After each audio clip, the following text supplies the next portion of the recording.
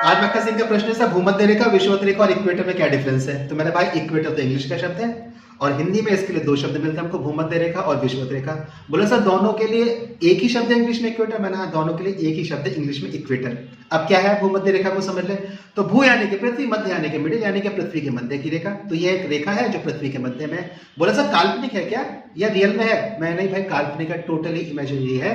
अर्थ पर वास्तव में कोई भी रेखा मिलती ही नहीं है हमको, तो ये मनुष्य के द्वारा खींची गई रेखाएं हैं। और विषुवत रेखा में जब इसका अध्ययन करेंगे तो वो सूर्य के सापेक्ष में करेंगे। तो अब एक ऐसी रेखा है, यही एक ऐसी रेखा है जिस पर वर्ष भर सूर्य की किरणें बिल्कुल सीधी पड़ती रहती है, इसलिए इसको बोलते हैं विषुवत रेखा।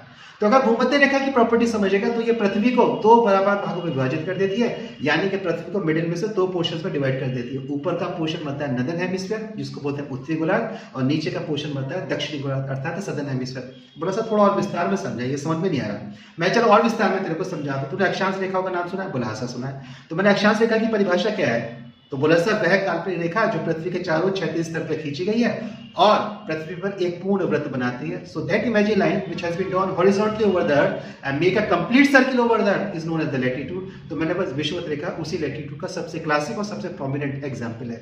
और ये अर्थ को दो पोर्शंस में डिवाइड कर देती है। ऊपर का बनता है नदर्न हेमिस्फीयर और दक्षिण की तरफ का बनता है सदर्न हेमिस्फीयर। और इस हिसाब से हमको पृथ्वी पर दो हेमिस्फीयर मिल जाते हैं, नदर्न हेमिस्फीयर उत्तरी गोलार्ध और सदर्न हेमिस्फीयर दक्षिणी गोलार्ध।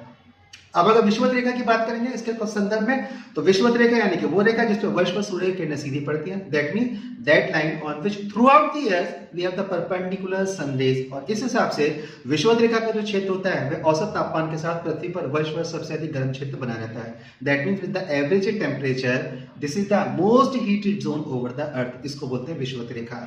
और इस आधार पर हम विषुवत रेखा को सूर्य के सापेक्ष में देखते हैं और भूमध्य रेखा को पृथ्वी की भौगोलिक और भौतिक आकार के सापेक्ष में देखते हैं। And that's how the equators divide the earth into the two equal half, that is the northern hemisphere और सदर्न हेमिस्फीयर। बोला सर इसकी लंबाई कितनी है, तो मैं लंबाई है 40-75 किलोमीटर और इसके आधार पर यह पृथ्वी की विषुवतीय परिधि अर्थात भूमध्य परिधि को लेकर बनाती है। That means the total length of the equator is known as the equatorial circumference. The total length of the equator is 40,075 kilometre. इसके अलावा हमको पृथ्वी की दूसरी परिधि मिलती है जिसको बोलते हैं ध्रुवीय परिधि, जो कि है 40,008 किलोमीटर, यानी कि इन दोनों में 67 किलोमीटर का डिफरेंस है। इसको किसी और दिन चर्चा करेंगे मक्खन सिंह।